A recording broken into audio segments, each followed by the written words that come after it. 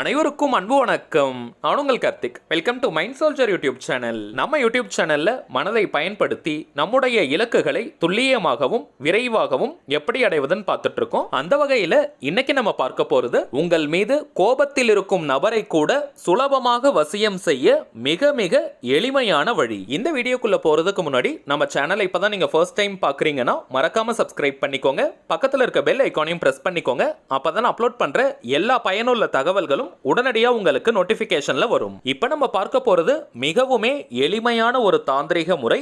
இதுல எந்த ஒரு மந்திரங்களோ பூஜைகளோ கிடையாதுங்க. அதனால எல்லா மதத்தினருமே இதை தாராளமாக செய்யலாம். தாந்திரிக முறைகளும் பார்த்தீங்கன்னா லா ஆஃப் அட்ராக்ஷனுடைய ஒரு பார்ட்டு தாங்க. மனதின் ஆற்றலை கொண்டு ஒரு குறிப்பிட்ட நபரையோ அல்லது ஒரு பொருளையோ நம்ம ஈர்க்கிறோம் அப்படின்னாலே அது லா ஆஃப் அட்ராக்ஷன் மெத்தடு கீழே வருவது தான். மந்திர ஜபங்கள் கூட பார்த்தீங்கன்னா மனதை ஒருநிலைப்படுத்தக்கூடிய ஒரு சாதனம். அதுவும் லா ஆஃப் அட்ராக்ஷன்ல வரக்கூடிய ஒரு மெத்தட் தாங்க. சரிங்க, இப்போ நம்ம பார்க்க போகும் இந்த தாந்திரிகத்தை யாரெல்லாம் பயன்படுத்தலாம்னு பார்த்தோம்னா கணவன் மனைவி, காதலர்கள், நெருங்கிய நண்பர்கள், உடன் பிறந்தவர்கள்னு உங்களுக்கு நெருக்கமாக இருக்க கூடிய அத்தனை உறவுகளுக்கும் நீங்க யூஸ் பண்ணலாம். காதலர்கள்னு வரும்பொழுது பிரேக்கப் லெவல்ல இருக்கிறவங்க மற்றும் ஒன் சைடு லெவல்ல இருக்கிறவங்களும் இதை தாராளமாக நீங்க பயன்படுத்தலாம். அதற்கு முன்னாடி ஒரு சின்ன விளக்கத்தை நான் சொல்ல விரும்புறேங்க. நம்ம சேனலை ரெகுலரா பார்க்கறவங்களுக்கு தெரியும், நம்ம அப்லோட் பண்ணக்கூடிய எந்த ஒரு வசிய முறையாக இருந்தாலும் அது எப்படி வேலை செய்யும்னு பார்த்தோம்னா, யாருக்காக இந்த டெக்னிக்கை நீங்க யூஸ் பண்றீங்களோ அந்த குறிப்பிட்ட நபருக்கு உங்க மேல உண்மையான அன்பு, பாசம், காதல் மற்றும் நட்புணர்வு வெளிப்படும். மனஸ்தாபம் அல்லது கருத்து வேறுபாடு காரணமாக உங்களை விட்டு பிரிஞ்சிருக்காங்கன்னா அந்த நபர் உங்களை மிஸ் பண்றத ரொம்ப அதிகமா ஃபீல் பண்ண ஸ்டார்ட் பண்ணுவாங்க. உங்க கூட பேசணும், உங்களை பார்க்கணும்ன்ற எண்ணம் ரொம்பவுமே தீவிரமாக தோன்றும். உங்ககிட்ட இருக்கக்கூடிய நிறைய பாசிட்டிவான விஷயங்கள் அவங்களுக்கு தெரிய ஆரம்பிக்கும். நீங்க எவ்வளவு பெரிய தவறு செஞ்சிருந்தாலும் உங்களை மன்னிக்கணும்ன்ற மனப்பக்குவம் ஏற்படும். உங்களை ஞாபகப்படுத்தக்கூடிய நிறைய சந்தர்ப்பங்களும் சூழ்நிலைகளும் தொடர்ந்து உருவாகிட்டே இருக்கும். உங்களை பற்றிய ஆழமான நினைவுகள் அவங்களுக்கு வந்துகிட்டே இருக்கும். நீங்க ஆன்லைன்ல இருக்கீங்களான்னு செக் பண்ணிக்கிட்டே இருப்பாங்க. உங்களை மானிட்டர் பண்றதுக்கு ஸ்டார்ட் பண்ணுவாங்க. உங்ககிட்ட பேசுறதுக்கு ஏதாவது ஒரு சான்ஸ் கிடைக்குமான்னு பார்த்துக்கிட்டே இருப்பாங்க. ஃபைனலா அவங்களாகவே உங்களை கான்டாக்ட் பண்ணுவாங்க. ஸோ இப்படி தாங்க நம்ம சேனலில் அப்லோட் பண்ணக்கூடிய அனைத்து வசிய முறைகளும் வேலை செய்யும். இதை தவிர்த்து வசியம்ன உடனே நீங்கள் சொல்கிற விஷயங்களை எல்லாம் கண்மூடித்தனமாக கேட்பாங்க. நீங்கள் என்ன சொன்னாலும் அதை அப்படியே செய்வாங்கன்ற மாதிரியான வசியம் நம்ம சேனலில் கிடையாதுங்க. சில பேர்லாம் பார்த்தீங்கன்னா வசியம்ன உடனே அதை தவறான விஷயமாக நினச்சிக்கிறாங்க. அப்படி கிடையாதுங்க. சித்தர்களும் மகான்களும் நல்ல நோக்கத்திற்காக தான் இந்த வசிய முறைகளை நமக்கு கொடுத்திருக்காங்க. பிரிந்து வாழக்கூடிய கணவன் மனைவி மற்றும் நல்ல உறவுகள் அனைத்தும் சேர்ந்து வாழணும்ன்றதுக்காக தான் இந்த வசிய கலையை நமக்கு கொடுத்திருக்காங்க.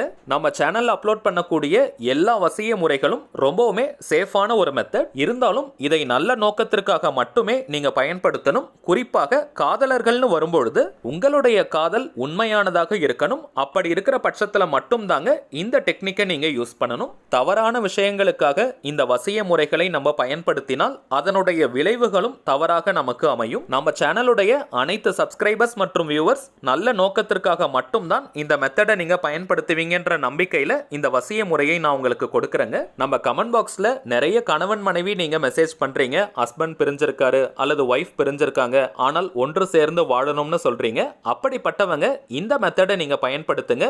உடனடியாக நல்ல ரிசல்ட் உங்களுக்கு கிடைக்கும். இது ஒரு தாந்திரிக முறையாக இருப்பதனால எந்த நாள் எந்த கிழமை இந்த மெத்தடை ஸ்டார்ட் பண்ணணும்னு பார்த்தீங்கன்னா சனிக்கிழமை அல்லது பௌர்ணமி நாட்களில் இந்த மெத்தடை நீங்க ஆரம்பிக்கலாம். வளர்ப்பிறை, தேய்பிறை எல்லாம் நீங்க கணக்கில் எடுத்துக்க வேண்டாம். எந்த சனிக்கிழமை வேணாலும் நீங்க ஸ்டார்ட் பண்ணலாம் அல்லது பௌர்ணமி அன்னைக்கும் இந்த மெத்தடை நீங்க துவங்கலாம். 11 நாட்கள் 11 டேஸ்க்கு இந்த மெத்தடை கண்டினியூஸா ஃபாலோ பண்ணணும். நடுவில் ஒரு நாள் கூட பிரேக் எடுக்க கூடாதுங்க.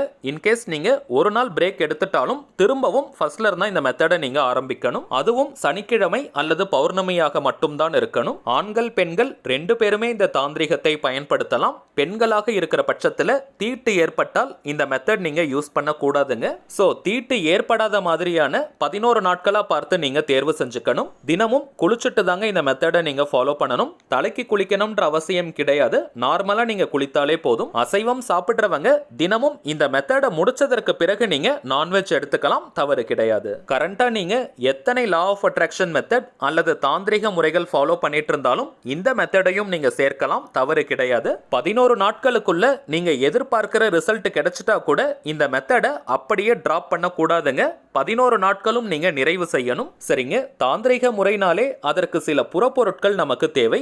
இந்த மெத்தடுக்கு நமக்கு தேவைப்படுவது 3 எளிமையான பொருட்கள். அது என்னன்னு பார்த்தோம்னா, முதன்மையான பொருள் தேன். குறைந்தபட்சமாக 10 ஸ்பூன் அளவிற்கு தேனை நீங்க எடுத்துக்கணும். பிரிந்த உறவுகளை ஒன்று சேர்க்கக்கூடிய முக்கியமான தாந்திரிக பொருள் இந்த தேன். இரட்டை வாழைப்பழத்துல பிரிந்தவர்களுடைய பெயரை எழுதி அதன் மேல கொஞ்சம் தேனை தடவி பசுமாட்டிற்கு கொடுத்தால் பிரிந்த உறவுகள் ஒன்று சேர்வார்கள். இந்த மெத்தடை நம்ம ஆல்ரெடி பார்த்திருக்கோம். தேனிற்கு பணவசியம் மற்றும் பிரிந்த உறவுகளை ஒன்று சேர்க்கக்கூடிய ஆற்றல் இருக்கு.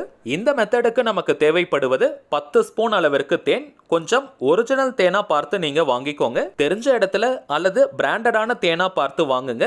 அதுல கொஞ்சமாவது தேன் கலந்திருக்கும். ரொம்பவும் லோ குவாலிட்டி தேனா வாங்கிடாதீங்க. அதனால எந்த பலன்களும் நமக்கு கிடைக்காது. தாந்திரிகத்திற்கு எப்பவுமே சுத்தமான பொருட்களை நம்ம பயன்படுத்தணும். சோ கொஞ்சமாவது ஒரிஜினல் தேனா இருக்கிற மாதிரி பார்த்து வாங்கிக்கோங்க. இரண்டாவதாக நமக்கு தேவைப்படுவது வேப்பிலை. ஒரு நாளைக்கு ஒரு இலைன்ற வீதம் 11 நாட்களுக்கு 11 வேப்பிலைகள் நமக்கு தேவை. காய்ந்து போன அல்லது பழுத்து போன இலையை நம்ம யூஸ் பண்ண கூடாதுங்க. கிரீனிஷா ஃப்ரெஷ்ஷா இருக்கக்கூடிய இலையாக பார்த்து நீங்க எடுத்துக்கோங்க. வேப்பிலையை தவிர வேற எந்த இலைகளையும் இந்த மெத்தடுக்கு நம்ம பயன்படுத்த கூடாதுங்க. இந்த இலைகள் கிடைக்கிறவங்க இந்த மெத்தட் நீங்க ஃபாலோ பண்ணுங்க. வேப்பிலை கிடைக்காதவங்க நம்ம சேனல்ல ஆல்ரெடி நிறைய வசிய முறைகள் அப்லோட் பண்ணியிருக்கோம். இனியும் நம்ம அப்லோட் பண்ண போறோம். எல்லாராலையும் எல்லா மெத்தடையுமே ஃபாலோ பண்ண முடியாதுங்க. உங்களுக்கு எது கன்வீனியன்ட்டா கம்ஃபர்டபுளா இருக்குமோ அந்த மெத்தடா பார்த்து நீங்க யூஸ் பண்ணுங்க. சோ வேப்பிலை கிடைக்கிறவங்க இந்த மெத்தடை நீங்க தவற விடாதீங்க. 11 இலைகள் நமக்கு தேவை. மூன்றாவதாக நமக்கு தேவைப்படுவது ஒரு ரெட் கலர் பென். அது பெண்ணாக இருக்கணும் தான் கிடையாதுங்க. ரெட் கலர்ல எழுதக்கூடிய பென், பென்சில், மார்க்கர், ஹைலைட்டர், ஸ்கெட்ச்னு எதை வேணா நீங்க யூஸ் பண்ணிக்கலாம். மொத்தத்தில் அது சிவப்பு நிறத்தில் எழுதினால் போதும். அவ்வளவுதாங்க நமக்கு தேவையான பொருட்கள். சனிக்கிழமை அல்லது பௌர்ணமி அன்னைக்கு இந்த மெத்தடை நம்ம ஸ்டார்ட் பண்ணணும்னு பார்த்தோம். தொடர்ந்து 11 நாளைக்கு இந்த மெத்தடை நீங்க யூஸ் பண்ணணும். டைமிங்ஸ் பார்த்தீங்கன்னா விடியற் காலை 4 மணி முதல் நண்பகல் 12 மணி வரை இருக்கும். அந்த இடைப்பட்ட நேரத்தை நீங்க யூஸ் பண்ணிக்கலாம். அப்படி இல்லைன்னா மாலை 5 மணி முதல் இரவு 11 மணி வரை இருக்கும். அந்த நேரத்தையும் நீங்க யூஸ் பண்ணிக்கலாம். ஒரு சின்ன டிஃபன் பாக்ஸ் எடுத்துக்கோங்க. அது பிளாஸ்டிக், ஸ்டெயின்லெஸ் ஸ்டீல், கண்ணாடி, ஃபைபர்னு எந்த மெட்டல் வேணாலும் இருக்கலாம். அதுல 10 ஸ்பூன் அளவிற்கு தேனை நீங்க ஃபில் பண்ணிடுங்க. அந்த டிஃபன் பாக்ஸ்க்கு மூடி இருக்கிற மாதிரி பார்த்துக்கோங்க. கொஞ்சம் நல்லா டைட்டா மூடுற மாதிரியான பாக்ஸா பார்த்து நீங்க எடுத்துக்கணும். இப்ப ஒரு வேப்பிலையை எடுத்துக்கோங்க. ஆல்ரெடி நம்ம பார்த்த டைமிங்ஸ்ல தான் இதை நீங்க செய்யணும். அந்த வேப்பிலையில யாரை நீங்க வசியம் செய்யணும்னு நினைக்கிறீங்களோ அந்த குறிப்பிட்ட நபருடைய பெயரை எழுதணும். ஒரு முறை நீங்க எழுதினால் போதும். ஷார்ட் நேம், பெட் நேம் எல்லாம் நீங்க யூஸ் பண்ண கூடாதுங்க. அதிகபட்சமாக அந்த குறிப்பிட்ட நபரை என்ன பேர் சொல்லி கூப்பிடுவாங்களோ அந்த நேம் தாங்க நீங்க பயன்படுத்தணும். உதாரணத்திற்கு அவங்க படிக்கிற ஸ்கூல்ல அல்லது காலேஜ்ல ஒர்க் பண்ற இடத்துல என்ன நேம் சொல்லி கூப்பிடுவாங்களோ அந்த பெயரை நீங்க யூஸ் பண்ணுங்க. கொஞ்சம் பெரிய பெயராக இருந்தால் இலையினுடைய ஃப்ரண்ட் அண்ட் பேக் கூட நீங்க பயன்படுத்திக்கலாம். அப்படியே கண்டினியூஸா நீங்க எழுதுங்க. ரொம்பவும் பெருசா நீங்க எழுதாதீங்க. வேப்பிலையில எழுதுறதுக்கு இடம் பத்தாது. கொஞ்சம் பொடி எழுத்துக்களாக நீங்க எழுதுங்க. அந்த குறிப்பிட்ட நபரை மனதார நினைச்சுக்கிட்டே அவங்களுடைய பெயரை ஒரு முறை நீங்க வேப்பிலையில எழுதணும். ரெட் கலர்ல மட்டும் தாங்க எழுதணும். எழுதினதற்கு பிறகு அந்த குறிப்பிட்ட நபரை மனதார நீங்க நினைச்சுக்கிட்டே தேன் ஊத்தி வச்சிருக்கிற அந்த டிஃபன் பாக்ஸ்ல நீங்க போடணும். நீங்க எழுதியிருக்கக்கூடிய அந்த பெயர் தேன்ல படணும். சோ அந்த இலையை கொஞ்சம் நீங்க கை வச்சு டிப் பண்ணுங்க. கொஞ்சம் முழுக வைங்க. அந்த வேப்பிலையில தேன் நல்லா படுற மாதிரி நீங்க போட்டு வைங்க. அவ்வளவுதாங்க.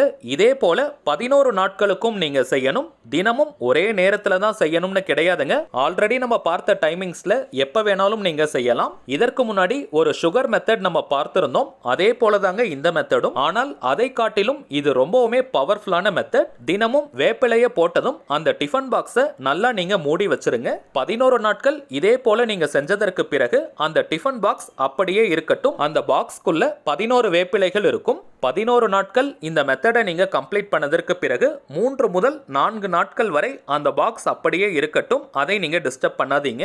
அதற்கு பிறகு அந்த தேன் மற்றும் வேப்பிலையை வீட்டு பக்கத்துல இருக்கக்கூடிய நீர்நிலைகள், ஏரிகள், குளங்கள், கிணறு, ஆறு, கடல்னு எந்த நீர்நிலை இருந்தாலும் அங்க நீங்க போட்டுருங்க. வீட்டு பக்கத்துல நீர்நிலைகள் இல்லாதவங்க செடிகளுக்கு பக்கத்துல அல்லது புதர்களுக்கு பக்கத்துல இந்த தேன் மற்றும் வேப்பிலையை நீங்க கொட்டிடுங்க. அவ்வளவுதாங்க இந்த மெத்தட். ரொம்பவுமே சிம்பிள். அந்த குறிப்பிட்ட நபர் உங்க கூட திரும்பவும் பேசணும்ன்ற முழு அன்போட இந்த மெத்தடை நீங்க ஃபாலோ பண்ணீங்கன்னா மேக்ஸிமம் 3 முதல் 4 நாட்களுக்குள்ளேயே நல்ல ரிசல்ட் உங்களுக்கு தெரியும். ஆல்ரெடி நம்ம பார்த்ததை போல ரிசல்ட் கிடைச்சிட்டாலும் இந்த மெத்தடை நீங்க டிராப் பண்ணிடாதீங்க. 11 நாட்களும் நீங்க கம்ப்ளீட் பண்ணணும். அதே போல யாருக்காக இந்த மெத்தட் நீங்க ஃபாலோ பண்றீங்களோ அந்த குறிப்பிட்ட நபருக்கு இது தெரியவே கூடாதுங்க. அவங்க உங்ககிட்ட பேசினதற்கு பிறகும் கூட இப்படி ஒரு மெத்தடை நீங்க ஃபாலோ பண்ணதை அவங்க கிட்ட ஷேர் பண்ணாதீங்க. தேன் மற்றும் வேப்பிலையை நீங்க வச்சிருக்கக்கூடிய அந்த பாக்ஸை வீட்டின் எந்த பகுதியில் வேணாலும் நீங்க வைக்கலாம். வீட்டில் இருக்கக்கூடிய மற்ற நபர்கள் அதை ஓபன் பண்ணி பார்க்காத மாதிரி நீங்க பார்த்துக்கோங்க. சரிங்க, அவ்வளவுதான் இந்த பதிவு. நிச்சயமா உங்களுக்கு பயனுள்ளதா இருந்திருக்கும்னு நினைக்கிறேன். மேலும் இந்த வீடியோ உங்களுக்கு பிடிச்சிருந்தா மறக்காம லைக் பண்ணுங்க. நம்ம சேனலையும் சப்ஸ்கிரைப் பண்ணிக்கோங்க. தேவைப்பட்டுச்சுன்னா உங்க ஃப்ரெண்ட்ஸ் அண்ட் ஃபேமிலிக்கு இந்த வீடியோவை ஷேர் பண்ணுங்க. அடுத்ததா இன்னொரு முக்கியமான தலைப்போட நான் உங்களை சந்திக்கிறேன். என்றும் அன்புடன் கார்த்திக். நன்றி.